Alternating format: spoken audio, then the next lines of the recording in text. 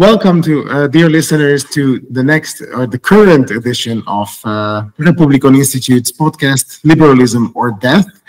As you know, we are all trying to deal with as many issues concerning liberalism and liberal democracies around Europe as possible. And they believe that as the future of liberal democracies belong to young people, those who are going to be at the voting booth in 5, 10, 20, 30, or even 40 years from now, we decided to dedicate today's podcast to this topic, to the topic of the youth's involvement in politics and policy making, and to their trust in political institutions and liberal democracies in general.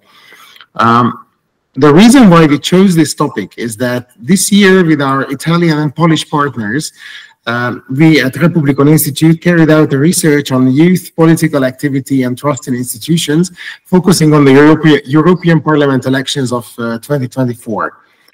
Publication on the results will be published soon. In October, we also held a conference in Budapest where the authors of the studies included in this publication presented their findings. However, that research was focusing only on the European Union, and we know for sure that there is European youth outside the EU as well. So today we would like to take a look whether the problems, the attitudes of the youth are in any way similar in Bosnia and Herzegovina and in Southeastern Europe in general to that of the youth within the European Union. And we have the privilege to have a great guest today, Harisa Bojčić, the project coordinator of the Boris Divković Foundation from Bosnia, which has long been researching youth's attitudes both in the country and in the region. So Harisa, welcome, and thank you very much for joining us today. Thank you very much, Zoltán, for inviting me. It's my pleasure here to speak with you on these really important issues regarding the youth activism in Western Balkans, but also the rest of the Europe. Yes, we also believe that this is a topic that we just cannot talk about enough. So before we get into the details of your work and the details of the findings of our research and your research and their comparison, I would like to invite you to introduce us and to our listeners your foundation's activities and how have you contributed to increasing our knowledge in the field of youth and their activities and participation in politics. So could you tell us a bit about the Boris Divković Foundation and the work you have done in this field? Thank you very much. Thank you very much once again, Zoltán. Boris Divković Foundation was founded 11 years ago, and actually the main scope of our work were basically the youth activists and also the gender equality issues and gender equality rights. So basically, most of our projects are focused on the youth activists, building the capacities of youth in Bosnia and Herzegovina, also in region, but also doing some of the international projects with the rest of the Southeast Europe countries, but also with some of the European Union partners in general. So basically what we are trying to do and what our mission from Boris Divković Foundation is to basically connect moral and political responsibility with actual politics in Bosnia and Herzegovina. So what we are doing in our foundation is basically learning more about the political culture, political responsibility, and also try to gain those feelings from the actual politics. And also in cooperation with our partners from the European Liberal Forum, last year we conducted the research about the role of the young people in liberal political parties. We conducted that research in 4 liberal political parties in Sweden, Poland, Croatia, and Spain, where, among other partners, Republikon Institute also was partner in this project. And this research was part of one of BBF projects that is called the CPLA, which means Civic Platform for Young Liberal Activists. So in the end, the title of the research was CPLA Loud and Proud, Youth in Liberal Political Parties. So basically, this research focused on case studies in these 4 countries, identifying, emphasizing the importance of significant participation of young people in formal political processes, which can have positive effects on society as a whole, and certainly on policies that are aimed directly at young people. And also you talked at the beginning about the results of our survey and everything. So the survey showed that young liberals in these 4 countries are satisfied with the situation in their liberal political parties, certainly to a different degree from country to country. But for example, while party documents defined positions of youth and their roles within the party, maybe their inclusion in political parties in general is in some instances weaker, and also youth participation in internal decision making is sufficient and in line with party policies, but there is, I would say, a lack of sufficient inclusion of youth in the external promotion of the party, and in some cases in placement of young candidates on candidates list during elections. Of course, this also can vary from due to countries' unique cultural, legal framework, internal party regulations, party structures, etc. And what was also important for us, since we also conducted similar research for the youth in Western Balkan countries, so it was important for us to do the comparison between these 2 researches, since in the CPLA research there were 4 of European Union countries, and now we would like to see the perspective for the 4 countries that are aspiring to become the EU members. So also this research was covering the Bosnia and Herzegovina, Serbia, North Macedonia, and Montenegro. And the general conclusion of the study is that the position of the youth within liberal political parties in Western Balkans region is unsatisfactory in comparison to the previous research, and that many changes and improvements needs to occur. And also the situation is kind of similar with the inclusion in the party processes, where both of the youth groups notice that they need some changes there. What we found in our recommendations, also in some of the research conclusions, that access to finance for youth activities is limited in these parties, and the participation in internal decision making is also at a low level when it comes to these political parties. So basically, it is crucial to emphasize that the youth forums are the strongest space of the progress and modernization of each party, and having an autonomous, active, and publicly visible youth forum is actually crucial, and that needs to be respected within the parties.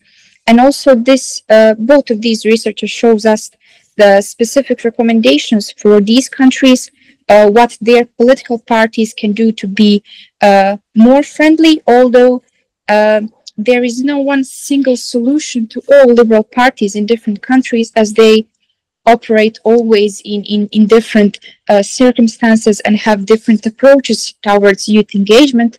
But some of the recommendations from both studies were institutionalizing youth inclusion in the party, stated also introducing some of the formal political mentorship programs between more experienced members of the party and also members of the youth wing, so they can learn from each other as well, but also they can learn from each other as well. Also determining access to financial resources and campaign funds, where parties need to ensure that these rules are really transparent, and also the allocation of party funds to the youth wings, and also addressing the economic and financial obstacles that are faced by the young candidates. Also, some of the really interesting recommendations were introducing the youth quota, establishing and publicizing youth programs within the parties, and ensuring more media representation for the young candidates. I think these two researchers showed us really significant insights on how youth in liberal political parties are acting in these 4 countries of the European Union, but also on these 4 countries that are from the Western Balkans region. Thank you very much for this. You raised several very interesting and I believe crucially important points when we are discussing and trying to better understand the involvement of youth in politics. And I am also very thankful that you mentioned the European Liberal Forum, because probably I didn't mention it in the beginning that this is how we, I mean the BDF and Republikon used to work together in the past, and hopefully we will cooperate in the future as well. This project that I mentioned, as a part of which we carried out research in Hungary, Italy, and Poland this year, was also carried out within the framework of the European Liberal Forum's project. And in this research that we carried out this year, in these three above-mentioned countries, we found that that the participation rate in the European Parliament elections was the lowest among the youth, among the lowest age group, and that the participation rate of young people in the election campaign was particularly low in Hungary, even in comparison with the other two participating countries. So in Hungary, only 12% of young people said that they in any way actively participated, either online or offline, in the campaign up to the 2024 European Parliament election. And these research findings were, I have to be very honest, they didn't come as a big surprise. Probably the comparison of the Hungarian numbers with those from Italy and Poland, which were much higher, was surprising, and certainly some food for thought for the future. But it was not very surprising, because it has been an axiomatic truth for decades in Hungary, at least in Hungary, that the youth are less interested in politics, that they are less engaged with political parties. Although our research also showed that the youth lack of engagement with political parties or institutions doesn't necessarily mean that they are less interested in public policies or that they are less interested in politics in general, but more that they have doubts or concerns about the existing political structures and existing political powers or political parties. So I'm really curious how this looks like based on your own experience in Bosnia and Herzegovina and in the Western Balkans in general, because what you mentioned before was mostly about youth participation within the parties. So how much say they have in liberal parties, particularly on how parties shape their politics, their policies. But what about the general participation of young people in public life? Thank you very much, Zoltán, for this really good question, which I find like really useful. For example, congratulations for your research regarding that. I think it is really important to follow all those trends, because they are navigating the work that we must do in the upcoming years, because we are now aware how actually the low political participation of youth can be, and how important that is for the whole society. Well, for example, although for Bosnia and Herzegovina it is often said that in public that young people are, I would say, passive members of society, uninterested in political events in the country, and do not participate in electoral processes, statistical data from the previous elections in Bosnia and Herzegovina show somehow otherwise. For example, if we take the last known research from election cycle from 2022, from the general election of 2022, over 47% of the young people from Bosnia and Herzegovina actually used their right to vote. For example, if we look at the elections in 2022, according to the data also from the Central Electoral Commission, the turnout of young people in the elections was 51%, which means that basically more than half of the young people who had the right to vote actually voted. We recently had the local elections in October this year, so we are still waiting for the all updated and finalized statistical data regarding this year as well. But for example, in Bosnia and Herzegovina, there is a huge problem of not updating the electoral lists and everything. So maybe this number can be maybe even higher. But in the end, we are also aware that young people are not that much interested in being politically engaged as young politicians as everything, but their interest in youth policies, in public policy, and also politics in general is, I think, at a good level. I think these I would say old-fashioned politicians and everything show them that politics is not something that is kind of like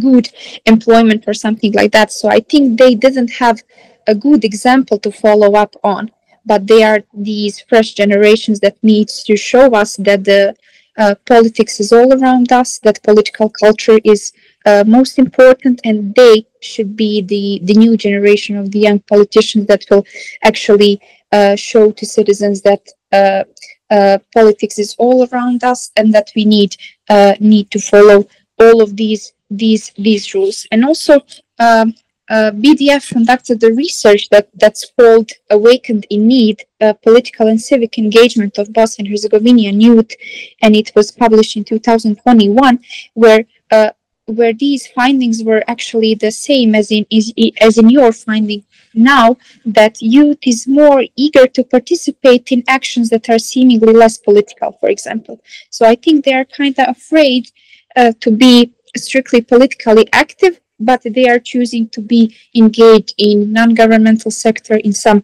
other youth activities.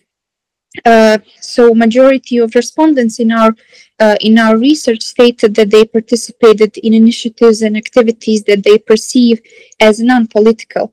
And I think one of the problems for that is they are feeling disconnected from their local communities, from the local politics, and also the reason for that is the youth activism and the activity rates are supported by the work of the civil society organization in Bosnia and Herzegovina, but not political, but not by politicians themselves.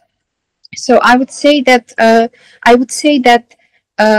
half, as the Central Electoral Commission showed, more than half of all youth participated in elections. But I would say that we still need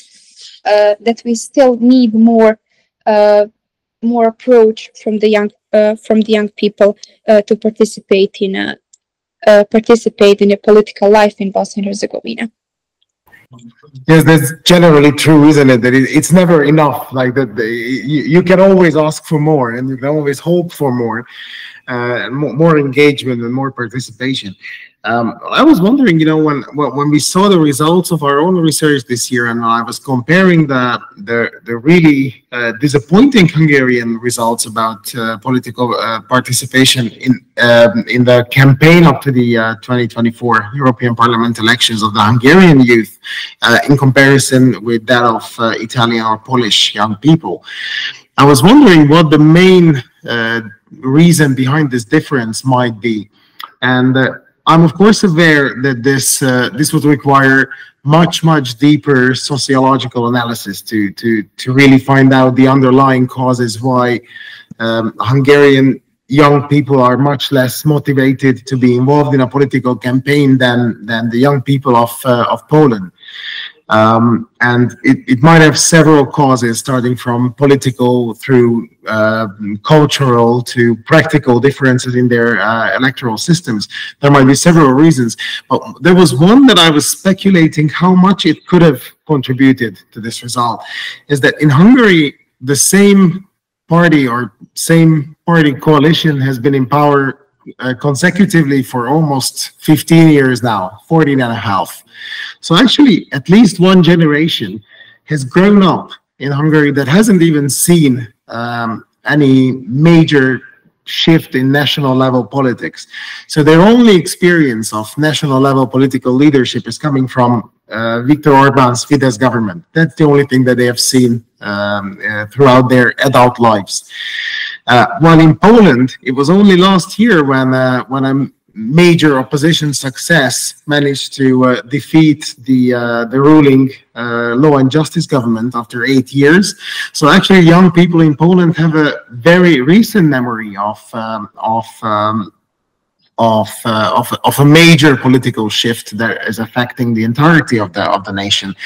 So I'm just inviting you to speculate here, and I'm sorry that this is not a data-driven or not necessarily a directly data-driven initiative from me, but what do you think the general Bosnian or the general Western Balkans political scene, what influence it has on the engagement level of the youth? Do you think that young people in Bosnia and Herzegovina believe in the possibility of making a change if they take part in politics, if they go and cast their votes, if they go and take part in a campaign? Is there a feeling of being able to bring along political change by participating more?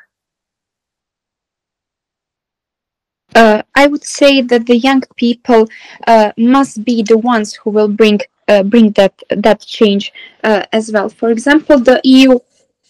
For example, Bosnia and Herzegovina recently received the candidate status, for example, from the European Union, and we recently got a green light for opening the negotiation talks with the European Union, etc. And I was following, talking with my friends, family, and young people in general, and they told me that was the first time they saw some positive changes from our country, for example, and that was the first time they saw some further steps of our country, and that kind of gained new hope, I would say, and that showed that basically the young people are those who need to have that belief in a better society and in better steps for our country. So I would say that those progressive ideas that are youth bringing to the political table, I would say, are actually the crucial in transforming the society, in transforming the society in general. So I would say that was the case that actually showed me what you were saying, that the youth are those who will actually bring the change. And I think investing in youth engagement in general, that should be our top priority. And because I would say that the new generations of young people, they actually, through the non-governmental sector, also through the informal education, all of those young people who are becoming politically engaged, they all passed some of the political academies or something like that. They all know the true baseline of the politics. I cannot say that for their older colleagues or something like that. So I would say that they are definitely bringing something new to the political tables. Of course, there are some of the examples where young politicians are like acting exactly the same as maybe their older colleagues that are not doing their job as they should do. But I would say that the majority of the young people are actually bringing more positive changes into political life. Well, that sounds really good. And actually, this is something that I only wanted to ask you later. But now that you brought up the importance of the European Union and in the EU's ability to influence young people's opinions and levels of engagement, I thought I would ask you now about this.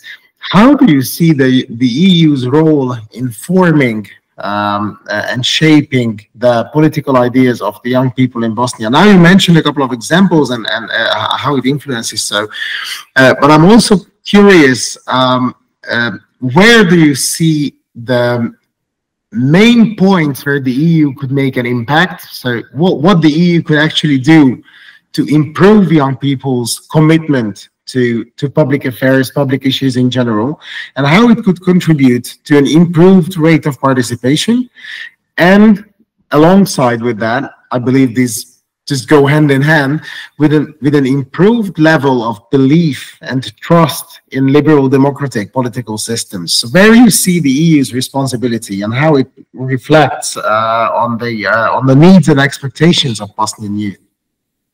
A couple of days ago, I had the chance to speak with one tourist visiting Bosnia and Herzegovina, and we talked about the importance of Bosnia and Herzegovina joining the EU. And then he talked to me like, why do you think like EU is the right address for the Bosnia and Herzegovina?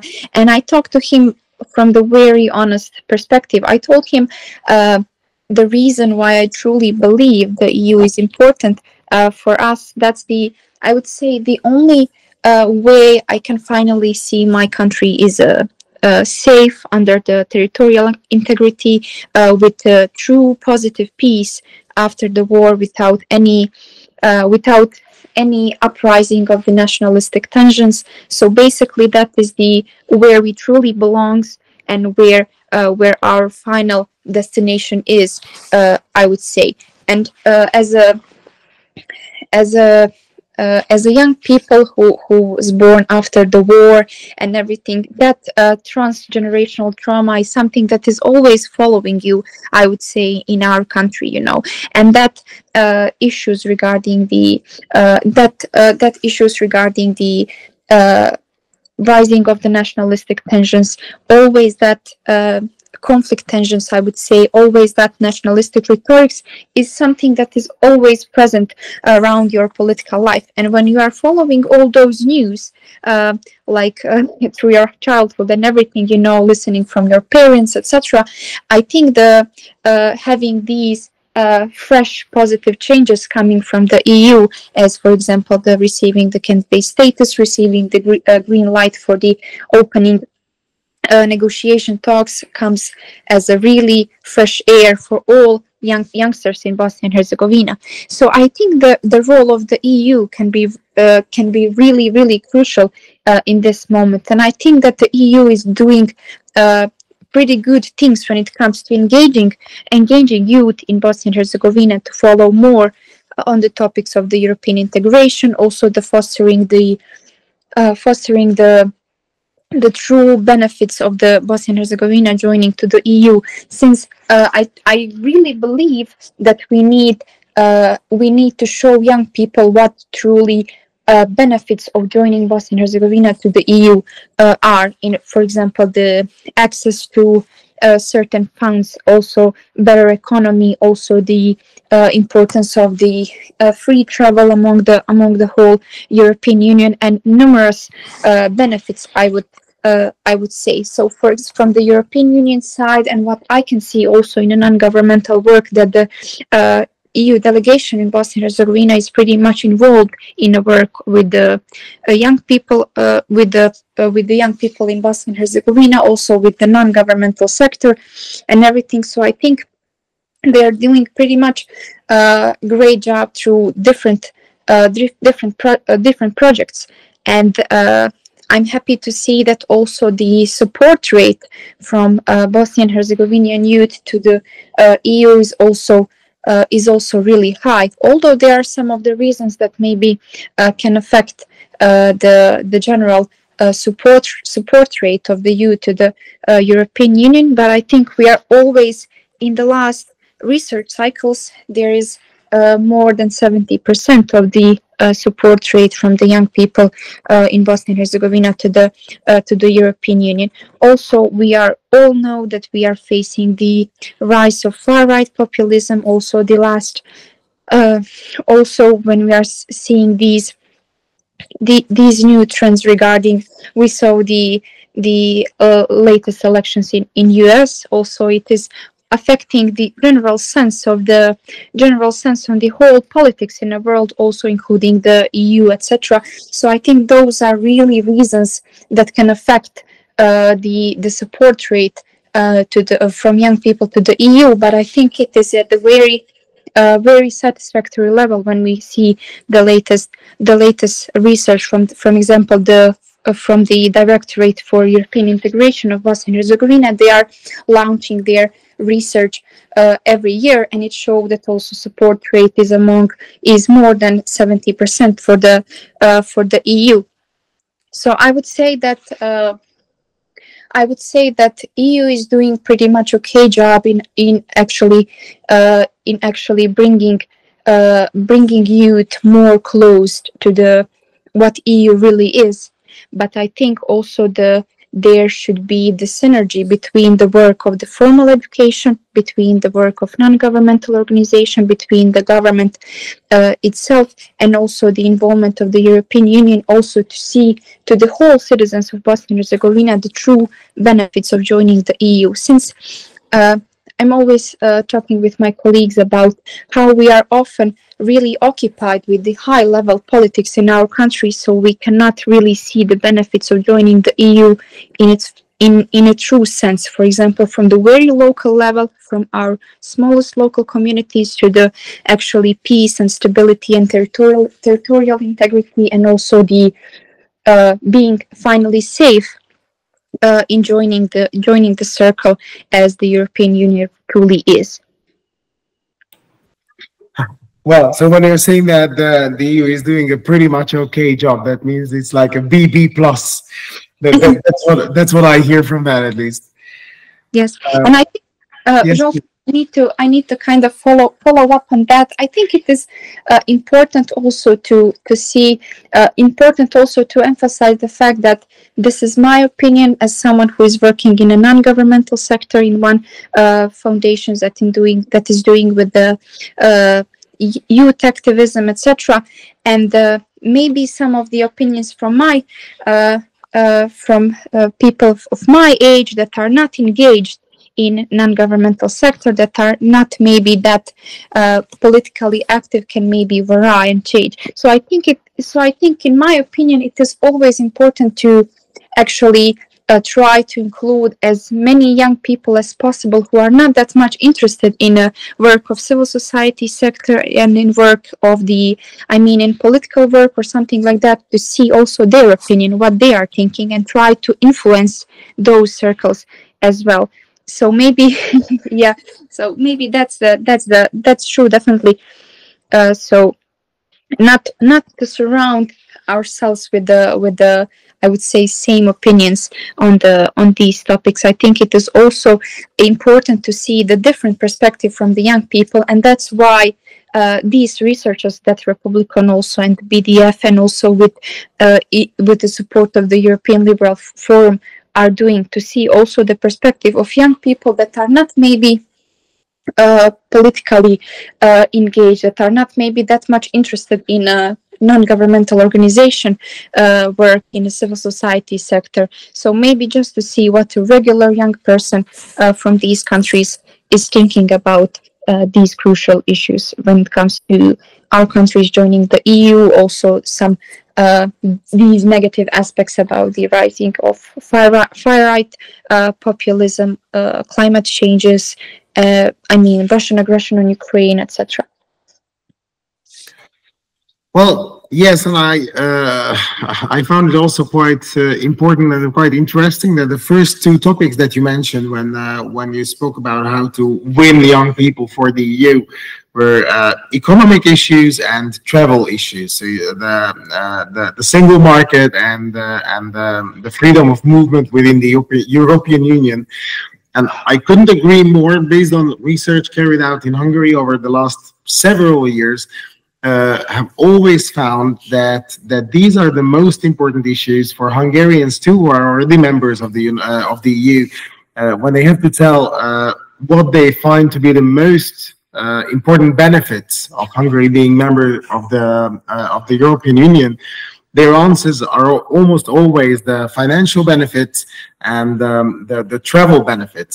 However, of course, the EU is about much more than these benefits and these advantages.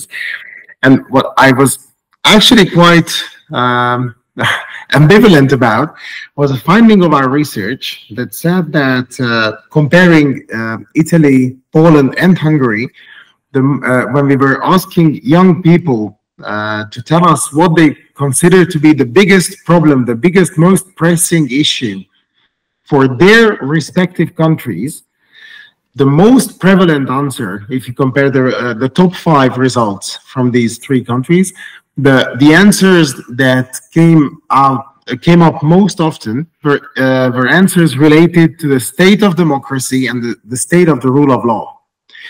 And, you know, I'm trying to be a half-full person.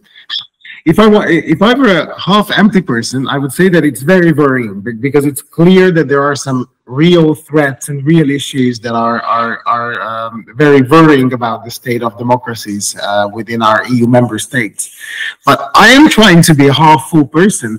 So my explanation, or my solution to this issue is that at least the young people can see it, because if so many of them identify it as the most important issue for their countries, my positive take on this is that they are there to recognize that there is an issue, and they seem to care about that. So maybe they are more ready to act upon these problems. And as you also said, that the rise of the far right and populism is a threat, really, also within and outside the EU. This is a global issue.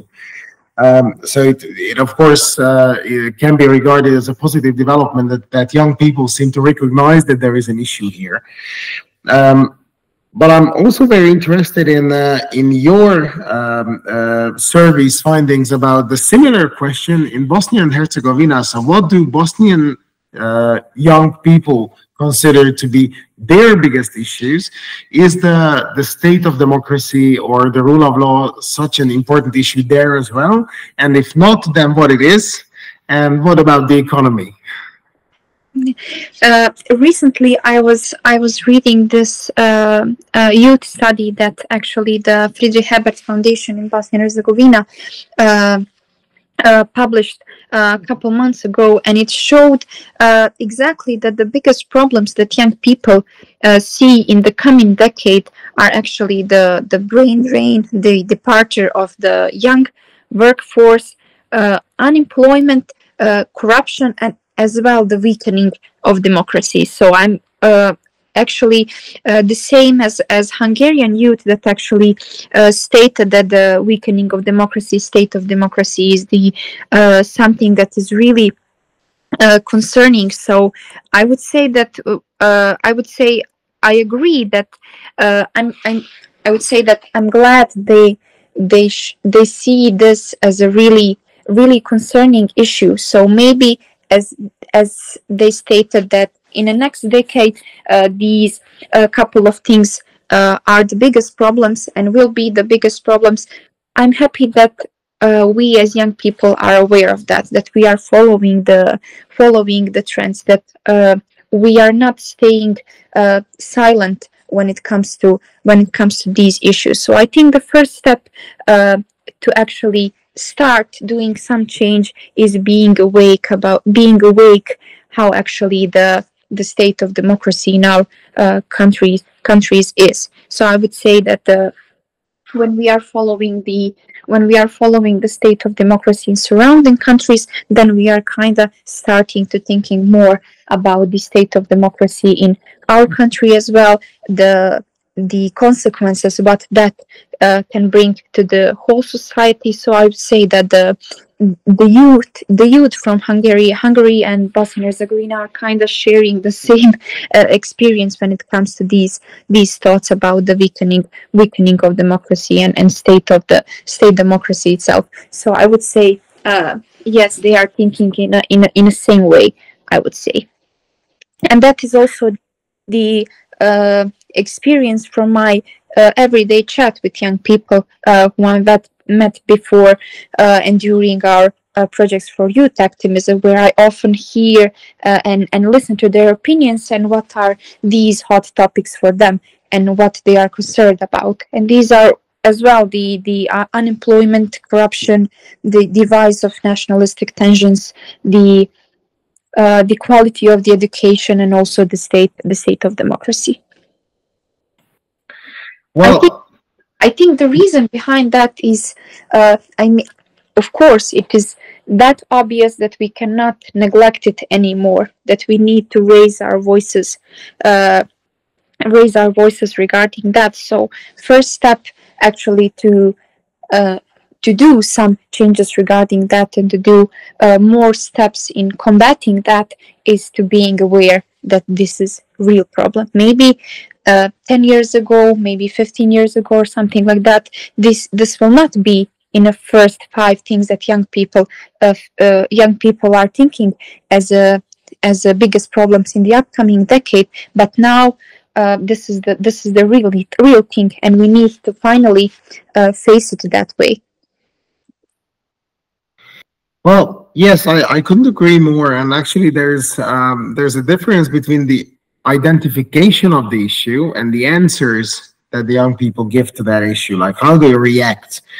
And I think when we are talking about Bosnia and Herzegovina, but in general, when we are talking about the Western Balkans, immigration is a very, very important topic that I think we have to raise when discussing these matters, because we know that many young people have left the region over the last couple of decades, actually now, and I'm really curious how you see this now. Is immigration of young Bosnians is still a problem for your country, and is this still a major issue in the entire region?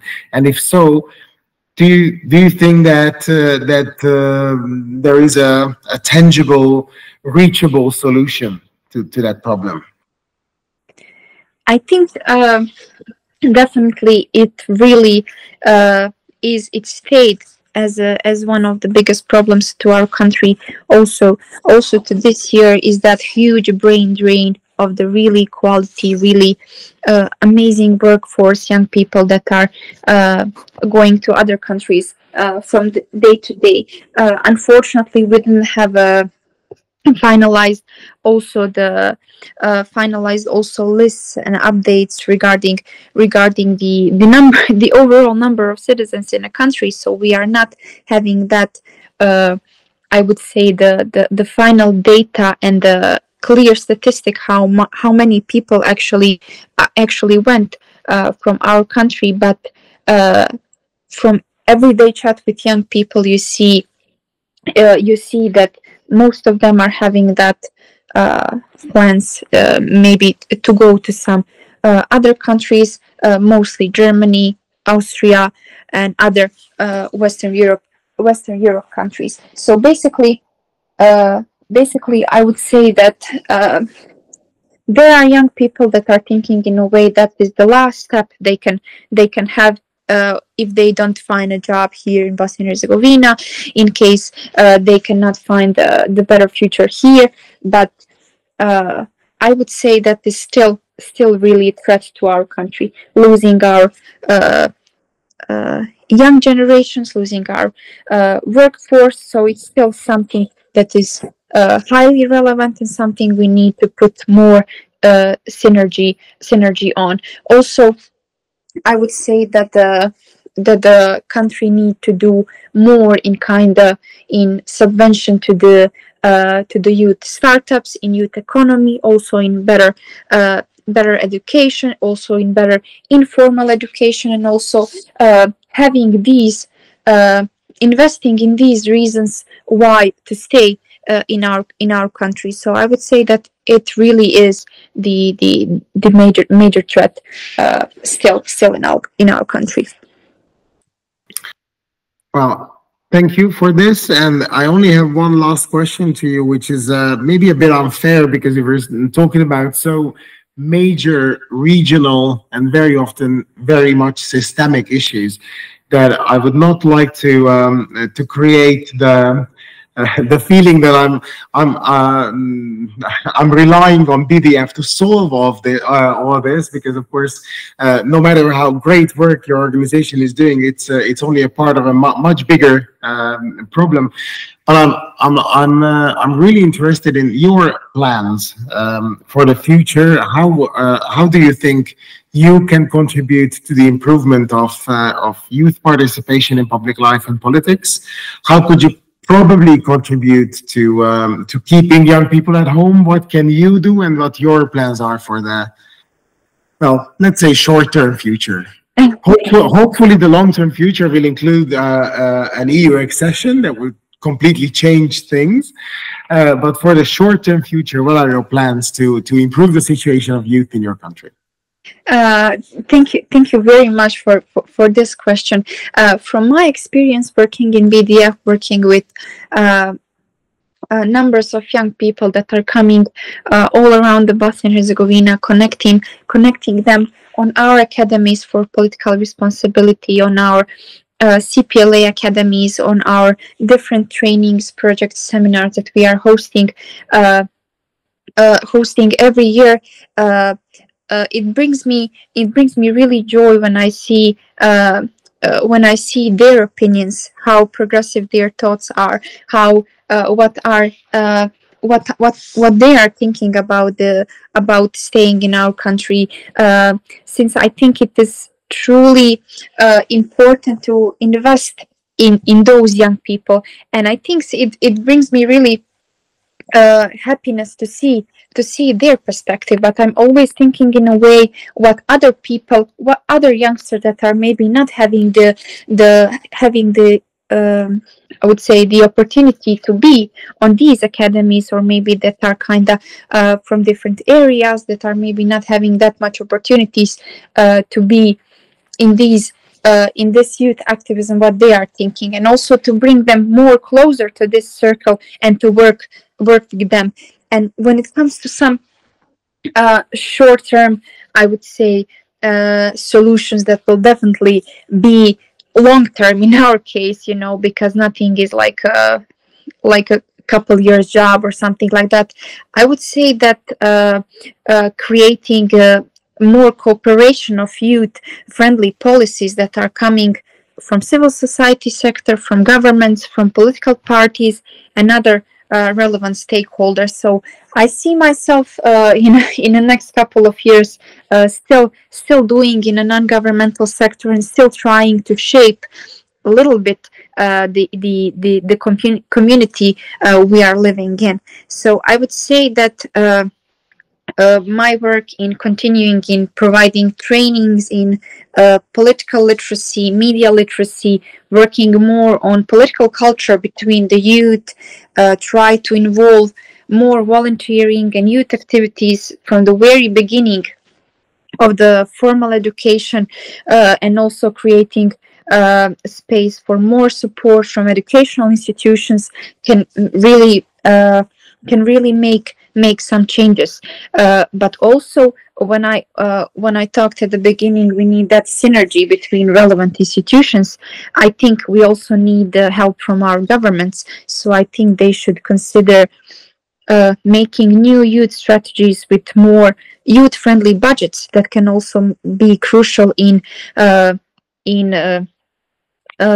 way how we can keep those young people and those youth force in our countries, maybe to invest more in a youth research, in a more scholarships, youth exchange programs between municipalities, cities, cantons, etc. Because Bosnia and Herzegovina is, as you aware, really politically and administratively complex country.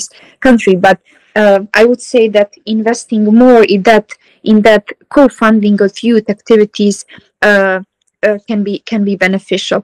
I can see from my perspective that the situation is better than previous years, and definitely I would say that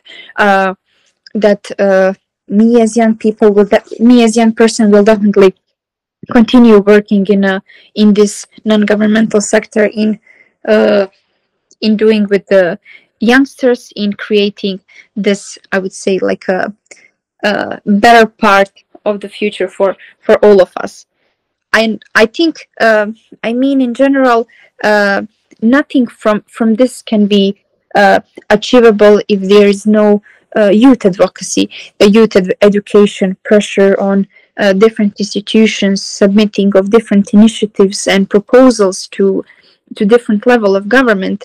So I think that the key message for the end can be that also politicians can know that we are here, that we are present, that we are following the political landscape in our country, in other countries as well, that also we are aware of all the political circumstances that are going on, and that our voice should be respected and heard, and that in the end we have something to offer as well as a young person, as a young people in our country. So I would say that the kind of also do more of youth advocacy from our side as well can be also beneficial. Harisa Bojčić from the Boris Divković Foundation in Bosnia and Herzegovina. Harisa, thank you very much for having been with us today. I can only wish you the best of luck with the work that you're doing. I'm really, really hopeful that you're going to keep contributing to the improvement of the political situation of the youth and of the adults. And actually, by time the current youth will become adults, indirectly for certain, in Bosnia. Thank you for being here with us, and I really hope that we will have the opportunity to work together again on the future on similarly important topics. Thank you very much, Zoltán, once again for inviting me. It was my pleasure to speak with you on these really important topics, and I wish you also all the best in the future and numerous projects with the numerous common projects on these youth involvement in politics. I wish they can be, hopefully they will be really beneficial for our youngsters in both countries really soon. Thank you again, and thank you also for our great audience for being here with us today, and see you soon with the next edition of our podcast series.